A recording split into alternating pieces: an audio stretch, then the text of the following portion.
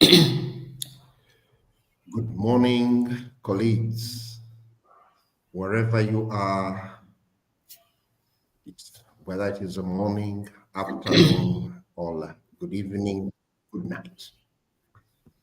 I would like to welcome you to yet another in the series of our consumer empowerment initiative that we relay to you with our partners, the Humanist Media Africa, who host us on the Humanist TV Africa. We would like to thank our producer, Dennis Bongole, and all your fellow producers in which respective capitals on the continent or on different continents, and also thank the management. Father, thank you all our viewers, followers, supporters for always being with us. Colleagues, we would need to also apologize for not being here last Friday. We were in a number of engagements. We were saturated.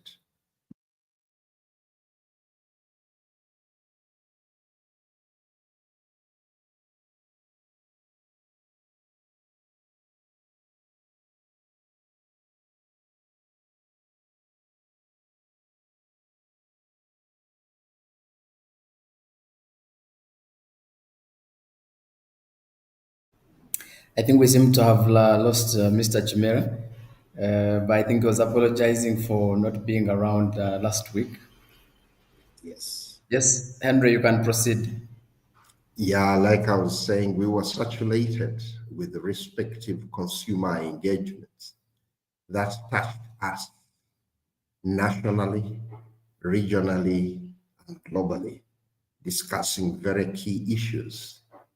And if I would share, we were in the East African Communications Organization engagement where we were looking at postal and logistical issues that was hosted by the Uganda Communications Commission with the East African Communications Organization and the Pan-Africa Postal Union. And we discussed a lot of issues, and customer care, consumers was an issue. And also Bernard will be sharing, he was also engaged elsewhere where he was tackling health issues and looking at consumer health in respective engagements.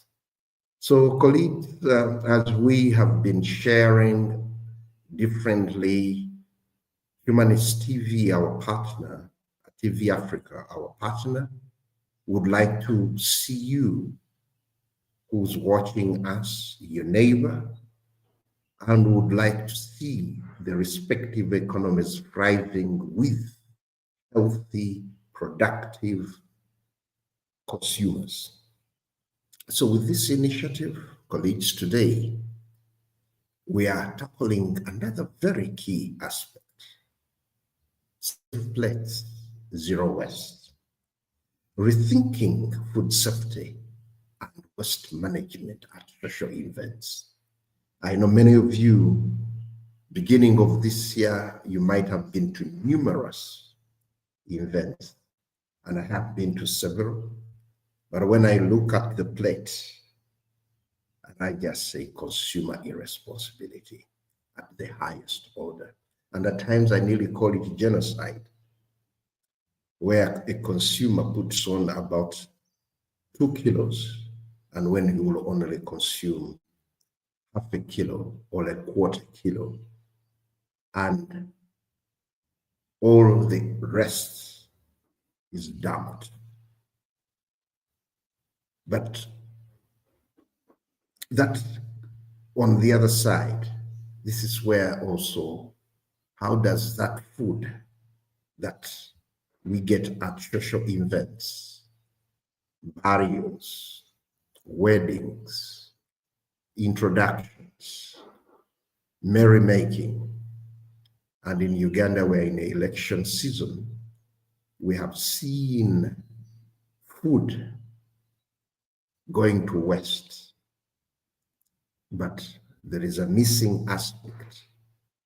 We do not look how best that food was prepared, how was it sourced, how was it transported, how was it prepared, how was it transported to the venue, how was it served, and the plate, and even how are the plates handled, how are the utensils handled, the respective saucepans, even the human resource, the personnel that are handling that food. So these are some of the things that we are going to look at today, so that as a responsible consumer, looking at responsible consumption, you have a role to play with responsible production. So, ladies and gentlemen, fellow consumers, today we are going to do the unpacking, looking at safe plates and zero waste. If the food is safe, you don't need to waste it. So we need to think how we do food safety in respective environments that we are in. How do we do food safety at home? How do we do food safety in the market? How do we do food safety at functions? How do we manage the waste? That is something very key.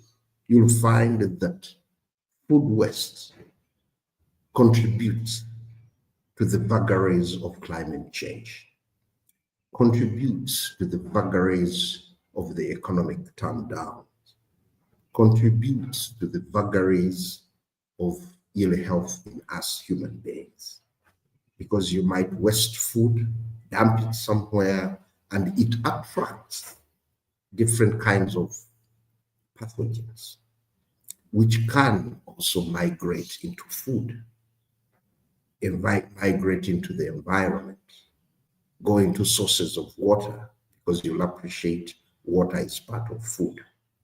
So all that said, we are going to look at the frameworks, the guidelines, standard operating procedures, which start at home, others in the farm, others come into street vended or highway vended foods. As you are going to a function, where have you eaten alongside the road? You reach at the function, the food you eat there is handled very differently, and you end up having food poisoning, irritation. And then one might ask, where did it originate from? Did it originate from home as you're going for a function? Did it originate when you stopped by the roadside, on the highway, on the street to get a snack? Oh, I'm going to a function, but they might serve us late. Let me grab a quick snack. Let me grab a bite here, a piece of chicken, a piece of meat. You might have eaten food home, but on the way, you grab something that is handled wrongly, all at source, all at preparation, all with packaging. As they wrap it for you, they can wrap it in a newspaper that is old, newsprint. They can wrap it in a polythene bag. Bernard taught us the issues to do with polythene when they are heated some months ago. Then you sit either in the car or a bus or a train, and you start eating, hands not washed. You get to the function and you find the same challenges of food handling, right? Even before being prepared, it was prepared in a wrong way. You eat the food, you end up getting sick, the question would be, where did you get sick from? Was it food at home? Was it food on the way? Was it food at the event? All at each and every point, food was handled wrongly. Then you have got some bits of home food impediment. You get the one on the highway and even at the function. And you're on your way back from the function, the event, you get affected. And if we are to do traceability, whom do we pinpoint? So this is where the analogy comes, sorry, the narrative comes in. Food safety is everyone's business, but there are those that have got cardinal responsibility, and those are mainly the duty bearers who give licenses to the food business. Duty bearers who are supposed to implement through inspection, surveillance, investigations. Then there are food businesses, those who have taken on the responsibility to conduct business of food. They also have responsibilities. And all this even starts before production, before farm. The raw materials that go into preparing the produce to production, how we manage it, come to post-harvest. All those are food businesses. Going into the market, all those are food business. But today we want to look at food at social events. This is pre-prepared, comes in when it is pre-prepared or prepared on site of the event. All those are food businesses. Even your host, let it be a home, let it be a hotel. In one way or another, it becomes a food business. They outsource to the services. They have got responsibility to get to know who is going to offer the services. Are the personnel trained? Are they healthy? Is the service provider a known company? How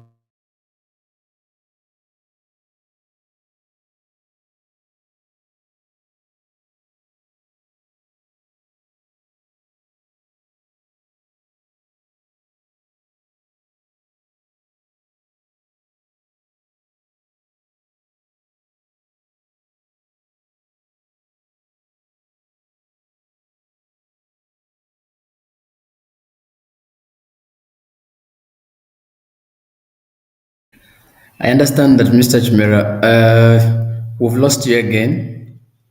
So somehow I think your network has a little bit distorted you. So maybe you may need to catch up with another spot. Somehow we are not able to get you the last 1 minute. So I don't know if you can get another spot. But I think that Henry has tried to give us a preamble of this whole conversation that we are having. How are we delivering food to the people at the different social events? And I know that he was trying to kind of give us a preamble of how that is happening and how we need to look at things and how we need to look at this context basically. Now, of course, I can pick up from there as Mr. Chimera comes. And of course, my focus usually is to try to help consumers out there, but also the people who listen to us, to go into a little bit of the realities of what happens on ground and how best we can be able to handle these things. One would actually wonder why we talk about safety on the plate. Basically, when you look at this theme, safety on the plate, we're basically looking at how safe is the food that you have actually served on your plate, or the food that the person serving has actually put on your plate. So that is basically the interpretation of safety on the plate or safe plates.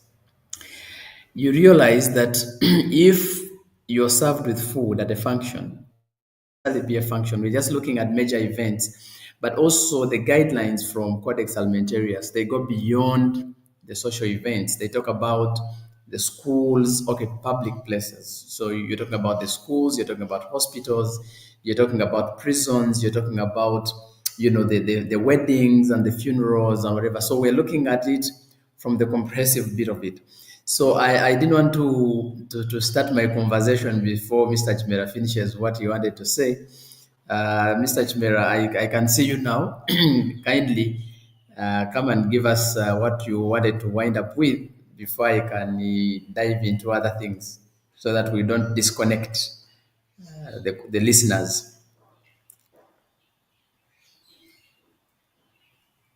Mr. Chimera, are you there? I can see your back. Okay. Mr. Chimera, you have to unmute for you to be able to communicate. I see that your microphone is muted. So you may just need to unmute so that you are able to speak.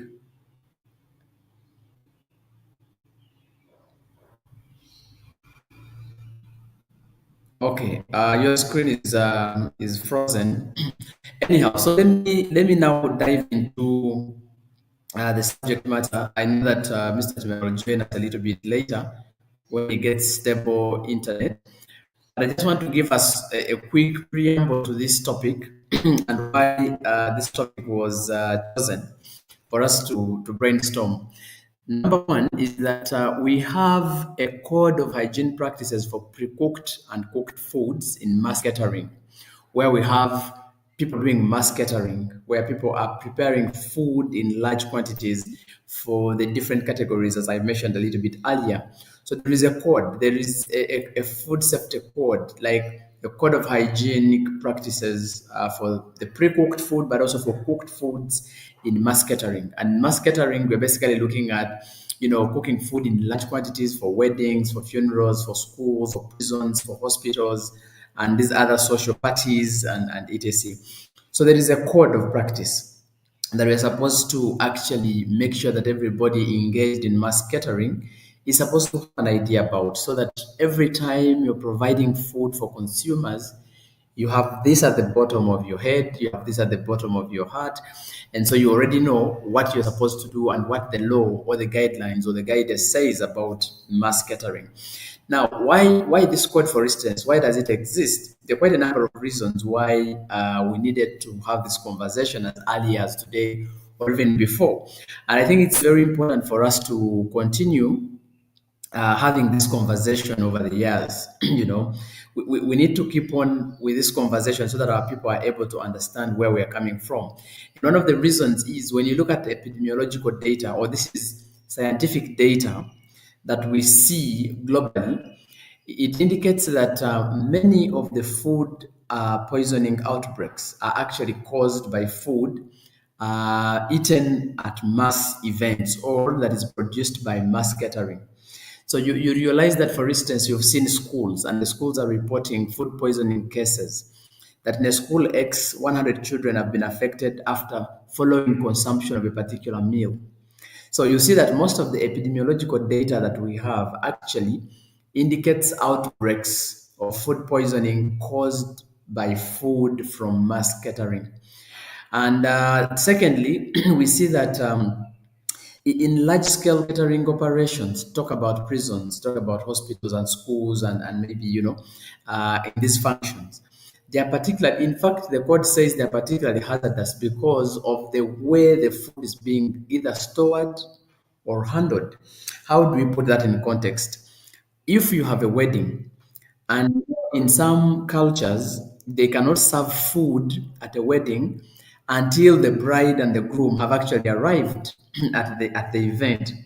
So in any case, if the service provider cooked food and the service provider was informed that serving is going to happen at 1 o'clock, and then the principle is that we need to serve food when the groom and bride have actually come. Now, if the bride and the groom delay, the catering service colleagues will have brought food at the table by one because you told them at one. Now, if the bride and groom and groomsmen or whatever they come at four, it would mean that if the catering service provider did not have food warmers, the food would just be on the table waiting for people to eat it, and yet the guest of honor has not yet come. And in such a setting, it would mean that food will go cold before it is being served. And that can attract microorganisms to actually start breeding in this kind of food. Now, how is food stored and how food is being handled is a very critical issue when it comes to mass catering services. So that could be one of the cases. If you go to prisons, for instance, we know that prisoners are supposed to be fed. Now, in an event where the food is prepared at the prisons, and yet the prisoners are out, maybe they are doing some bit of work. You know, like in Uganda, you see that prisoners are actually taken out for manual work. Maybe they go and support in some garden, or they go and do some bit of communal work. Now, food is ready, but the consumers are not yet available. So, if that food is not handled very, very well, and kept hot, or maybe kept in warmers, or maybe kept in a kitchen which is safe or whatever, it may go contaminated before these guys come back.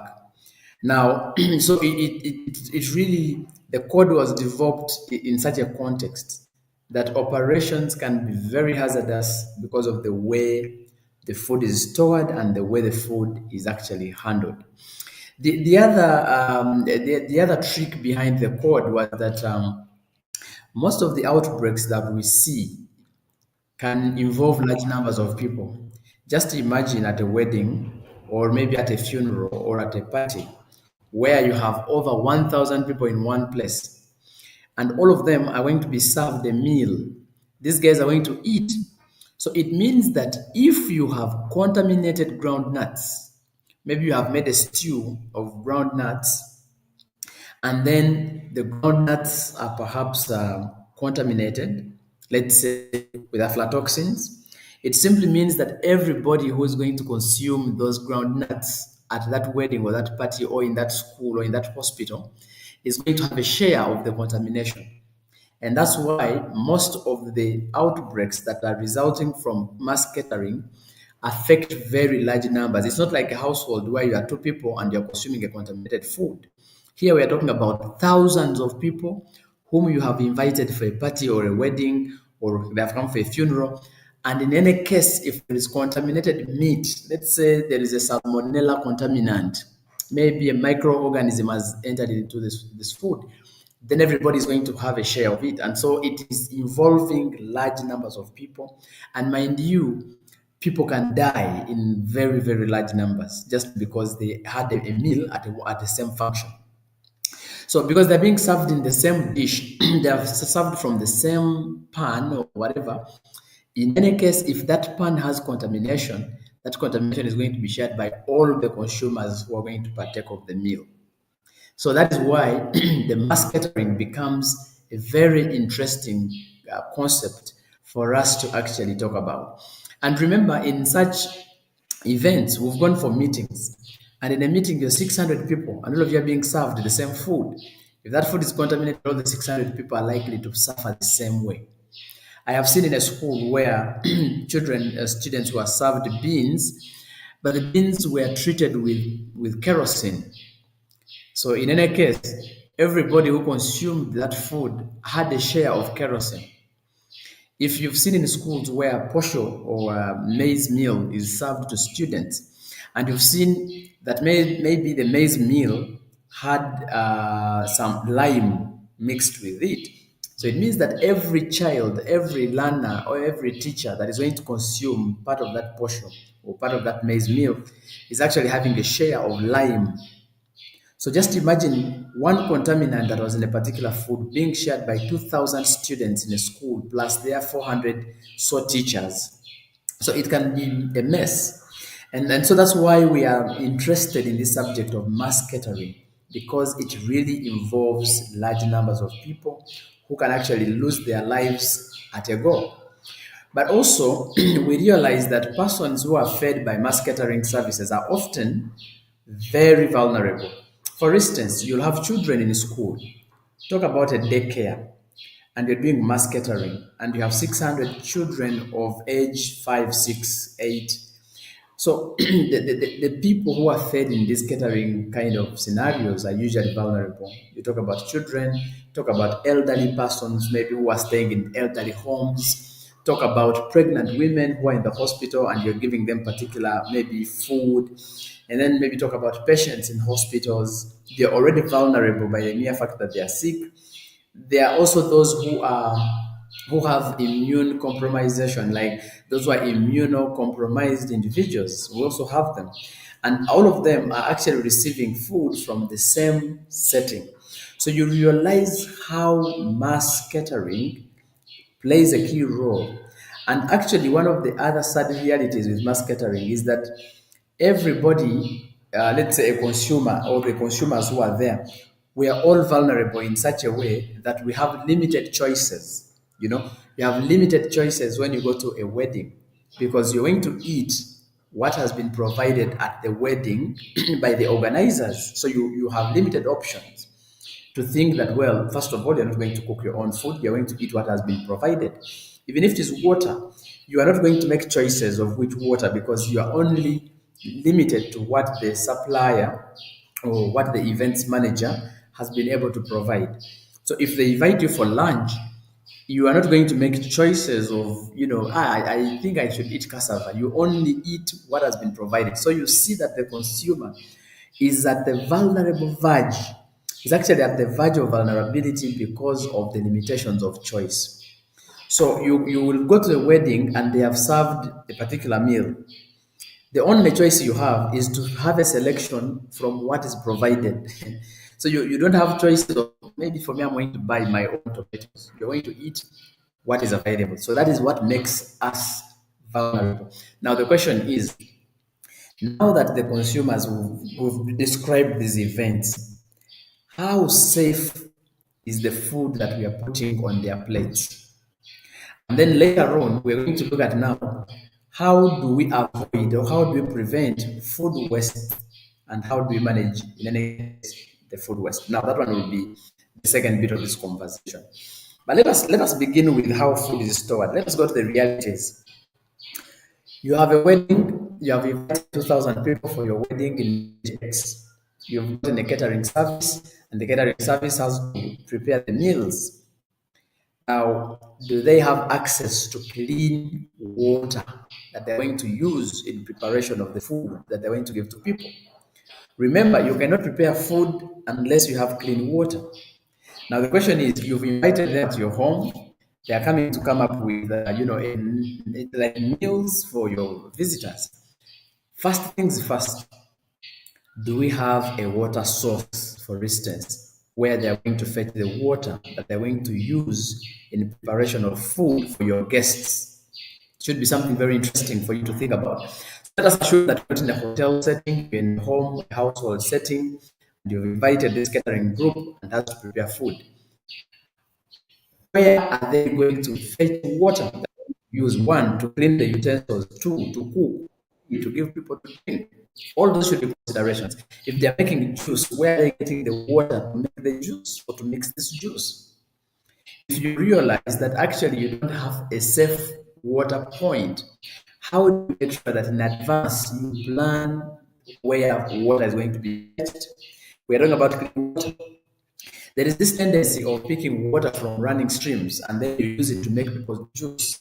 There are people who are coming from wherever they are coming from, and their bodies cannot use uncooked water, unboiled water. Now, for you, you are getting water from a runoff and you are using it in preparation of juice for the people who are coming for your party, or you're making whatever refreshment you're making.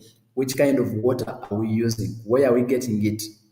If you're the service provider and you have access to running water, that is what is in the community, what are the options of making that water safe for use? Those should be the provisions. Can I boil the water that I'm going to use to make juice? Or as a wedding organizer, can we buy mineral water or purified water that we are going to use purposely to make the juices? All of those provisions should come first at our fingertips to make sure that people don't come to our wedding and they go back home with a waterborne disease because of our inefficiency or inability to provide safe and clean water. So such a provision has to come in handy. Secondly, where are we buying the food? At the time of procurement, where are we procuring the food? And which kind of food are we actually procuring? Uganda, for instance, has guidelines on public procurement of food, that all the food we are supposed to buy for public events must be coming from certified companies. So if it is rice, it must be certified with a by Q mark, with a quality mark, meaning that the Uganda National Bureau of Standards must have approved this product to be worth being on the market. Please, here you're not dealing with your family. Here you are dealing with community. You are dealing with large numbers of people who are coming from different contexts, who are coming from different religious denominations, who are coming from different cultural dynamics. So these cultural, religious, and social dynamics must be put at the bottom of the heart when you're planning for meals for your visitors. And so you must provide food that is meeting the standards for consumption by humans. Meaning, if I'm a catering service provider, I must buy food from recognized and quality compliance kind of entity. If I'm buying rice, which kind of rice is having a Q mark? Is it certified? If I'm buying maize meal for my school, the law is very clear that all food that is consumed in schools and in other public places must be certified. So even when you're doing mass catering, these are provisions that you need to think about. Otherwise, you are doing a disservice to the consumers by feeding them with uncertified foods. If it is meat, how was it slaughtered? Where was it slaughtered from? I have seen in many instances, like in rural setting, you have a wedding and you buy a bull and then they just slaughter it from the anywhere. And so you find people slaughtering animals, but they're slaughtering animals from a garden. They're slaughtering animals from bare ground. But this is meat that is going to be consumed by hundreds of thousands of people. And now for you, you are busy slaughtering it from the bare ground. And sometimes, in fact, many of the animals that are slaughtered in our weddings and our funerals, whatever, they are actually struggling to die. You find that the way we are killing them does not meet the halal criteria. Animals are supposed to be transported in a decent manner. There is even a whole law on animal health. How do we transport these animals from wherever you're buying them to the venue where you're going to slaughter it from? Now, many people don't know the science behind the safe slaughter of animals. When a cow or a goat or a chicken is slaughtered and dies in struggle, it produces lactic acid. With lactic acid hardens the meat, and that lactic acid can be converted into other compounds that are carcinogenic or that can actually be cancer causing to the consumers. So when lactic acid is produced,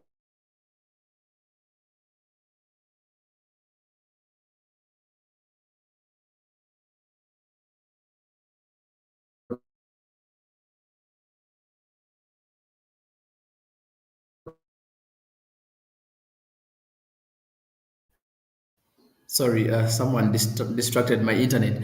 But I was talking about having meat being slaughtered the way you want. Meat has principles. The animal must be slaughtered in such a way that it doesn't struggle to avoid the accumulation of lactic acid, which is dangerous to human beings when they consume that meat. And so that's why we talk about halal. And the Muslim communities, because they respect this halal thing, they will make sure that they have a team of people who slaughter animals so that they slaughter these animals and the animals die in peace. So there's a whole procedure on how we are supposed to be slaughtering the animals. The magic is not a Muslim thing, it is a health issue. That one, if you're Muslim and you're the one slaughtering the animal must be slaughtered in a clean place. Two, the animal must never struggle to die. It must die in peace so that the meat remains tender and doesn't produce lactic acid, which lactic acid is very dangerous to the consumer. That is where the science is. But then you just find people killing animals as if an animal has committed crime. The way we are transporting an animal from wherever you're buying it to where you're going to slaughter it is another hassle. There is a whole policy, there is a whole guideline on how animals are supposed to be transported for slaughter. Now you see people transporting animals and then they have tied their tails, they are being tied on metals. You know, you have 100 animals in a van that is supposed to carry 20. So the animals are suffocating inside there, they are struggling, they have tied the legs, they have tried even the head is tied on a metallic thing. I mean, it's a whole mess. You find people transporting pigs, and a pig is tied on a border on what, and then there are three of them and they're struggling. By the time the consumer receives meat from such animals, the consumer is no longer eating meat, but they are eating lactic compounds, which are very dangerous to human cells. So you see that when you're organizing these large events, how are you handling the slaughter process of the animals you're going to serve as meat? Let it be chicken, let it be pork, let it be goat's meat, let it be cow's meat or beef. All of those animals must be one selected when they are not sick. Many times, an animal has just died of some disease. Let's say the birds have died of coccidiosis. Let's say the goats, or rather the cows, have died of maybe mouth and foot disease or whatever viral disease. And then that is the animal you are slaughtering for your wedding or your funeral. We have what we call zoonotic diseases. So zoonosis is a very big issue, that animal diseases can be transported or can be transferred or can be transmitted to humans. So that's what we call zoonosis. So what we call the zoonotic diseases. Animals get sick, but their diseases can also affect humans.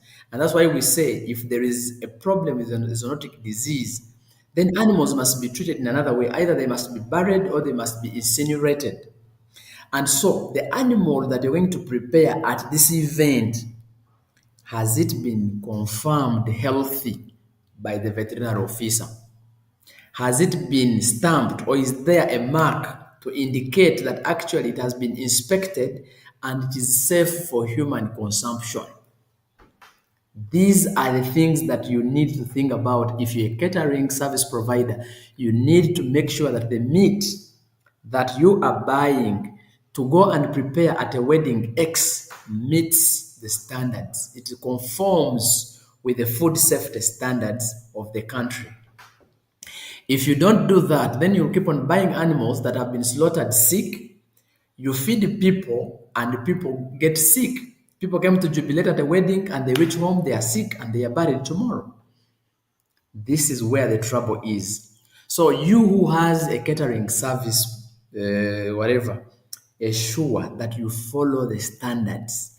Buy your food produce or products that you're going to serve people from recognizable places, products that have been certified as safe for consumption, and those are the ones that you need to buy and you go and use in the cookery as you are cooking for someone's event. If it comes to additives, which kind of additive are you buying, you as the service provider? Is this additive not having allergens? Because there are some people who are allergic to a number of things, and they will come to the wedding, they will come to this funeral, they will come for this party.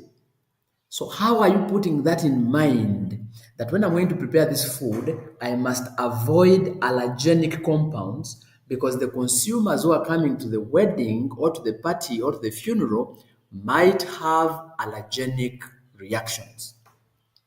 So you find someone comes to a wedding, they came to jubilate, but they go back home with allergens. Why? Because the food that was given, that was served at such a wedding, was full of allergenic compounds. So people go home with allergies from the food that you provided. That is why preparing food at an event should be a skill and should be an art of understanding these dynamics. Why do you just choose additives? You need to be very careful which additives you're using. When you're buying them from a supermarket or from wherever you're buying them, you must be careful with the labels written there. Do they have some allergies? If yes, you should eliminate it because you never know which individual is allergic to that. Or in any case, if you cannot avoid using that additive, fine, use it, but at the time of serving, make sure that you label that food, that that food is having this allergenic compound, so that the consumer knows that I'm allergic to milk and so I shouldn't take the milk. So that brings me again to how we present food. The moment we present food at the time of consumption and you present it on a table, that food must be labeled. You must label the food. Why are you labeling? Because the consumer has to make a distinguished decision or choice on what they're going to eat. If you have prepared meat, who knows? In this function, you have Muslims who don't take pork. But how are they going to determine whether this dish has pork or not if you do not label it? So, by all means, you, the catering service provider, when you present food on a table, you must make sure that the table is adequately labeled. If there are different meats, put the names: lamb, mutton, pork, goat's meat, beef, fish, whatever. Because people have to make a choice on which food to actually pick. If someone is allergic to milk and there's a product, let's say a shawi, label it and the person knows that, oh, this is a milk product. That will prevent consumers from just eating and then after a few minutes they get sick, they are hospitalized, and yet they came for a wedding to jubilate. So in these mass catering services, we need to be very keen. Now, let me quickly speak about how we are cooking the food. You have chosen the food, you've selected, you have agreed with the person, and you are now cooking. The standards of cookery are known. How is the place in which you are cooking? How is it ventilated? Is it having enough aeration? Because the cooks or the people who are cooking are also human beings, they are consumers, and so you need to protect them as they are cooking this food. How are we preparing the people who are going to cook? In which environment are they cooking this food? Because cooking this food should not make them sick. So, how is the aeration? How is the ventilation in the kitchen? Imagine in a school where this cook has to be preparing meals for these children, but they don't have a sufficient kitchen. The kitchen is not well ventilated. The kitchen is not aerated. But these are parents of other children somewhere. This is someone's husband. This is someone's mother. This is someone's father. This is someone's wife. So even when you hire us to come and cook, you have to take care of our health. Where are we cooking from? How is the cookery place? How clean is that place? How well aerated is it? All those are considerations that we need to think about for the person who's going to cook. Now you come to the person cooking. How is the hygiene of this person? How clean are they? How are their nails? How is the cloth they are wearing? You know, how are they wearing? I've seen in schools where somebody is mingling maize meal, but they are mingling it and the person is naked. You see, someone is mingling children's portion or beans, but the person is not dressed in a shirt. And the person is profusely sweating, and the sweat is going into human food. Why on earth would you do that? These are people's children. And then for you are busy giving them your sweat in the food. I mean, when did we reach this level? That is part of adulteration. You're adulterating food. But this is human food. You know, the Bible has a statement that I keep repeating: do to others what you would wish them to do for you. Would you wish someone to give you food that has their sweat? We've seen people with hair, and this hair ends up in food. Women have all the wigs on their hair, and the hair is not covered. And in any case, they are cooking food for a mass wedding or a funeral or a school. And then you find people having, you're serving food, but the food has hair, it has earrings, it has some, beads in food. Imagine a child of 6 years served rice and she finds a bead and chews the bead and the tooth goes off. You see what you are causing to this young consumer? Just because of insensitivity at the time of preparing food. So, the standard is cover your hair or your head. Ensure that you are putting on your shirt plus an apron, preferably a white apron, because you are able to tell that it's now dirty and so you take it off. Some people put on black to pretend that it's clean, but actually the black you're not seeing. The suit is going on the thing, but you see. So it is good to cover your head, have short nails, make sure that people have aprons and shoes, closed shoes. That is what the law says, closed shoes, so that when you're preparing, you are in a hygienic condition. You are clean yourself because you're preparing clean food for consumers to eat. So is your hair covered? Yes. Are your fingernails short? Yes. Are you putting on an apron? Yes. Now there you are starting to think, are my legs covered? Yes, I'm putting on closed shoes. That is now how the cook looks like. Make sure that no cook has perfumes on them. That is the standard.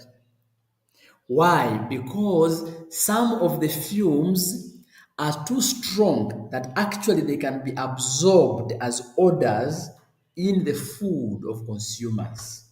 So when a consumer is going to serve the food and they start smelling some sort of fumes, that can irritate a consumer or it can cause an allergenic reaction to the consumer.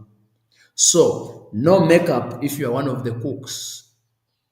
No perfumes when you're going to cook food for the masses. Because out of the 1,000 people who are going to eat your food, there are those who are very sensitive to the smells. That is what we are talking about. So be as clean, as fresh as possible to make sure that you don't create unnecessary odors or smells in the food, because we know that the food can actually have, these odors and they enter into people's food.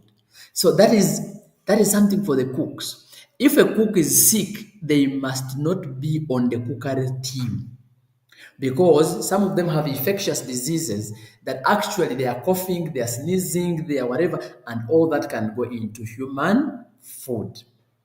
So, how do we ensure that these practices are adhered to during the course of mass cookery?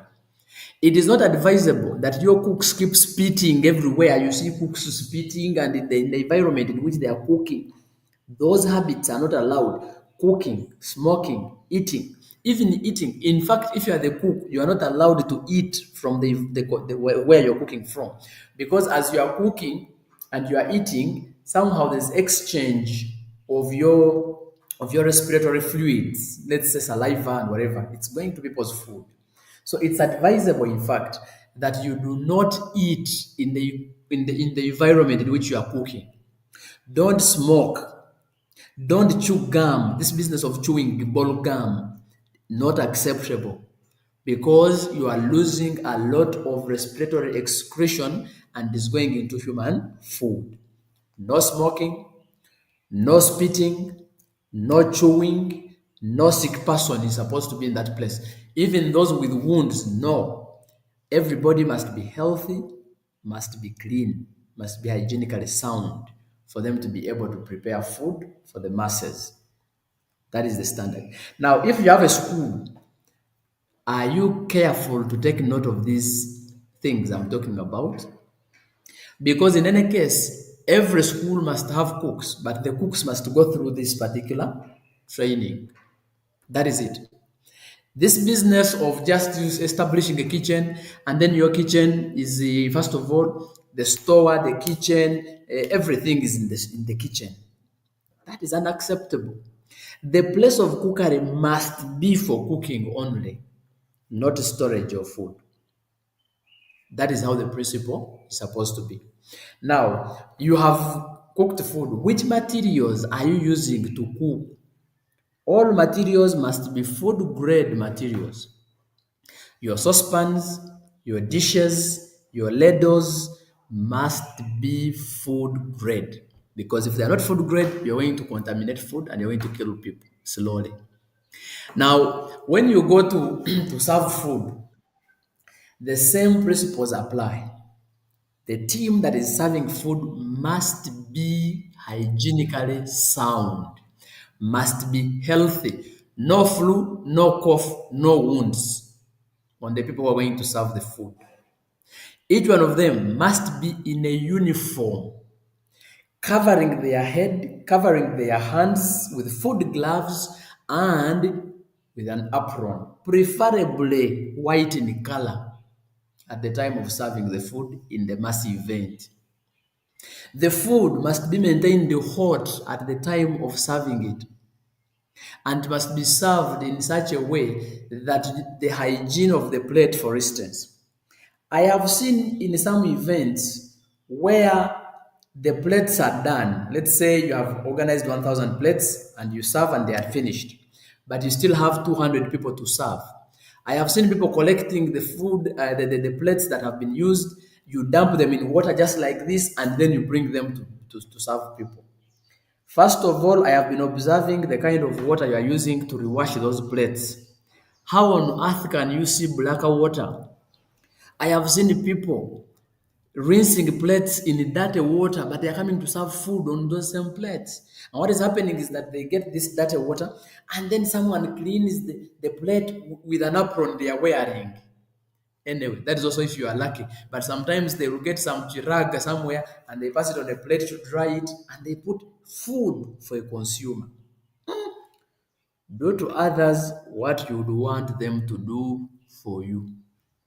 So I have also seen people serving food at funerals or in weddings, and someone starts sweating because they have overworked, and then you see someone doing like this, removing the sweat from. I mean, but you are serving human food. There is a time I always mention this story that I went to some funeral, right?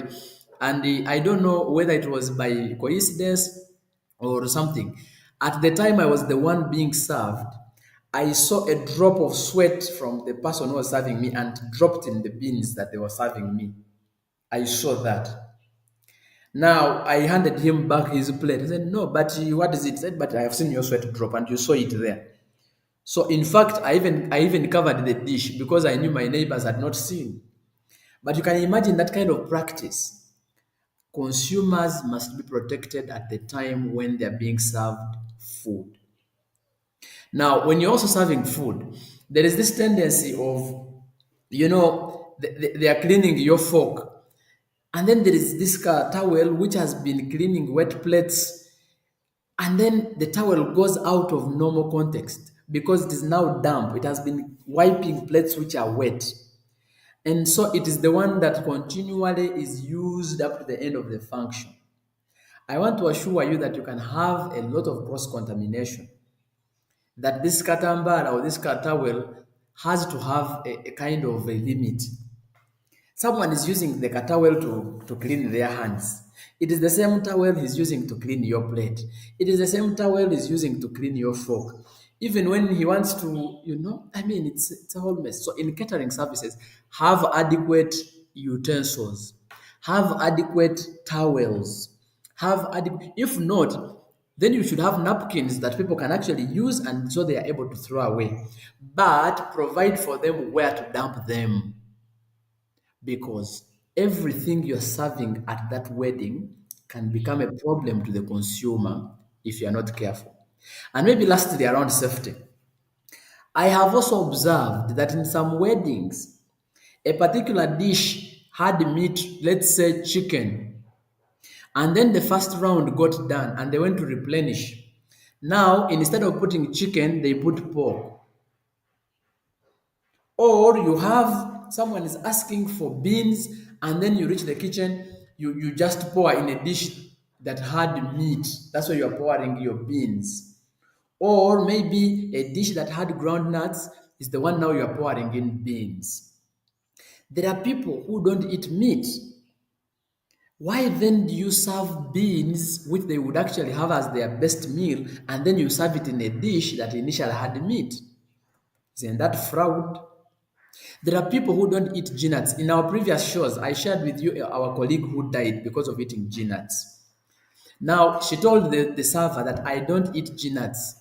Please give me beans. Now, they served her the beans, but the beans were in a dish which initially had nuts. So you see, this is how we kill consumers. So please let us be transparent in the way we serve our food at this mass catering. Ensure that you select food that is safe, nutritious, and actually hygienically sound. Make sure your team that is cooking is clean and always safe from disease and from other things. Train them often. Make sure they meet the standards. Make sure the area you're serving food, make sure it is clean. Make sure that the animals are slaughtered very well in a recognizable manner, in a way that is supposed to be. Make sure that at the point of serving, your tables are clean, they are covered, food is well covered, there are no flies, there are no insects, there are no animals, there are no. Sometimes someone is serving us food and the dogs are loitering on the table. I mean, the dogs, the cats, the birds, where you're serving the food, all of these can be contaminants of the food in one way or the other. If it is sorting food, please sort. Make sure there are no stones, there are no beads, there are no charcoal. We don't find droppings of animals in the food, where that can be dangerous. Make sure you don't use chemicals in cooking food or in preserving the food at the time when you're going to prepare them. Make sure you don't prepare food in polythene bags. Polythene bags, those are suicidal entities. Don't prepare human food in polythene bags. Even at a wedding, at a funeral, at a party, desist from things that can actually kill consumers. Please don't use pharmaceuticals, Panadol, paracetamol, aspirin in cooking food, because there are people who are going to partake of this food, but they are allergic to aspirin. And the moment you use it in cookery, they are going to suffer locally and they can actually die. So we need to be very careful every time we are handling food for masses. This business of preserving beans with paraffin and whatever, we need to desist from all of those. Now, if you have been hired to prepare this food, make sure that you get the right number of people you're cooking for. Don't cook for 20 people and you cook food for 100. You know, if you are also a consumer and you have gone to a wedding and they're serving you food, only serve what you can consume so that you don't leave this food on the plate. That's what we are calling zero waste. Everything that has been served must be consumed. In fact, you people who are doing catering services, when you see that there is leftover food, don't throw away that food. Give it to the villagers. Give it to people who have come and they eat it, because there are people who can actually eat it in that community. If not, let us find a way of reusing it, maybe or recycling it, or we can give it to animals so that we don't throw away anything. That is what we are calling zero waste. We do not need to cook food and waste it, because when you waste food, all resources that were involved in that cookery have gone to waste. The water, the firewood, the charcoal, the money, the fuel, everything that was used to generate that food also goes to waste, including the nutrients that were in that food. All of them go to waste. So let us make sure that the food is safe, it remains nutritious, and nothing goes to waste. Thank you so much, Henry. I don't know if you're able to speak now. I am. Yeah, thank you very much, Bernard. That was quite rich. And I would like to thank you for unpacking. Yes, I am. And I would like to say that thank you very much. Thank you for unpacking, looking at catering for big events. Schools every day have got the events that of feeding the school population or the school community. You might find that the food that is served in at the school environment is not only students, teachers have it, employees that are in the school community, even members of the community, apart from the employees. So thank you very much for unpacking. And fellow consumers, like I said earlier, food safety is everyone's business, but they are duty bearers, major ones. Even the consumers are duty bearers. As the rights holders, we have the duty of being responsible. The duty bearers, as in government that licenses, the food businesses, the local governments that are implementing, doing inspection, providing licenses, are the major duty bearers that make sure that the funds from which the food comes from, the markets, are all in a healthy environment. That leads to responsible production of food. Right before the farm comes onto the farm, as it is being processed, that's another way of production. It needs to be responsible. And when it gets to us, the consumers, we need to do responsible consumption. We don't need to lose it. We do not need to waste it. We have to handle it well. So to realize all this, all the stakeholders, the duty bearers as in government, local government, food businesses, and consumers, like we are doing today, we need to reach out to you. We need to speak to you so that there is consumer protection and the business, so that the consumers who are the market are healthy. They do not waste money on Medicare, on treatments. They can save the money and do other responsible consumption purchases, welfare, and savings. So we need to speak out because consumer voices matter. And where the consumer voices matter, the food businesses, the catering businesses, the regulators who are duty bearers need to listen. All this requires us to continuously build capacity. When we speak out as consumers, we are contributing to responsible production. We are contributing to building one's capacity to provide us a good service.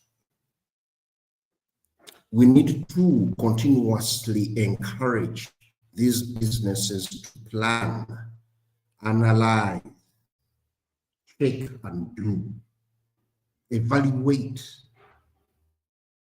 Most of you would say most of these are informal, where in the communities we are. But when we continuously go to these functions and we raise issues that affect us, I trust when the consumers we speak out, we are big game changers. We are the biggest game changers. Providers will improve. The regulators will improve. So let's take on our responsibility to be critical as consumers and as duty bearers. We need to be responsible by taking action of speaking out when we go to social events and we see food safety, food being wasted. We need to take action. We need to be socially concerned because most of us would not think about the impact of unsafe food and its wastage, its loss. It is going to affect us. It might not affect you directly because you have got a strong body. The people you have gone with might end up falling sick. Then you will end up spending if they are members of your family. So consumer social concern is our responsibility, plays a major role on our socio-economic welfare. So we need to speak.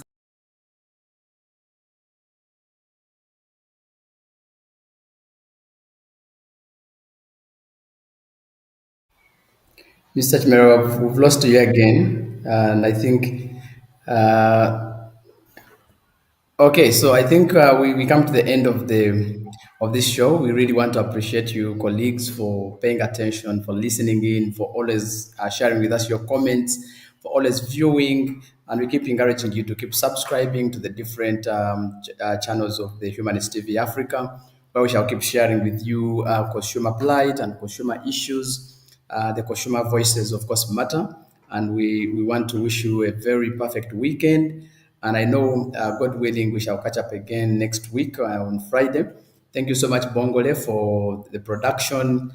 Thank you, Henry, for joining the conversation. And thank you, everybody, for paying attention, listening in, and following us every now and then. So we come to the end of this session. Apologies that Mr. Chimera's network today has been a little bit poor. But yeah, next week on Yes. Friday, we shall be here and making. Yes, Henry. Yeah, like you've rightly said, Bernard, will be around, and we hope, though we might all be up country in a different initiatives, but we'll pray that the network is not as disruptive as it has been today. Many events are on in different parts of Uganda. There's an aspect where we have got an agroecological week, and just imagine food is produced agroecologically, it is safe, and unfortunately ends up being wasted, handled badly. So our different partners and colleagues are invited us to all these. We want to take in the consumer perspective, and we will be also raising issues of having plate, zero waste. So we hope that we'll be joining you, but still we'll be having a second in the series with this particular subject, because it is very key. Majority of us, every weekend or every day, we are at a social event in our homes. That is a social event in our, and wherever we are in our local environments. These events need to be safe. We need to make sure that we do not abuse the food that is safe. So just imagine the food is safe, but we abuse it. Then we're also abusing the environment.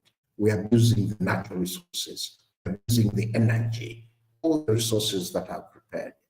So let's continue next Friday with safe plates, zero waste, continuously rethinking our food safety and managing the waste at social events. That would be something very key if, as consumers, we can contribute to improving on it. All of these standards, codes of practice, standard operating procedures, we need to simplify them for these food businesses to provide us the food and not to waste it. So I would like to thank you very much. Like Bernard thanked our colleagues at the Humanist TV. I would like to thank you, our viewers, our followers. Let's meet next Friday. I wish you a superb weekend. Thank you.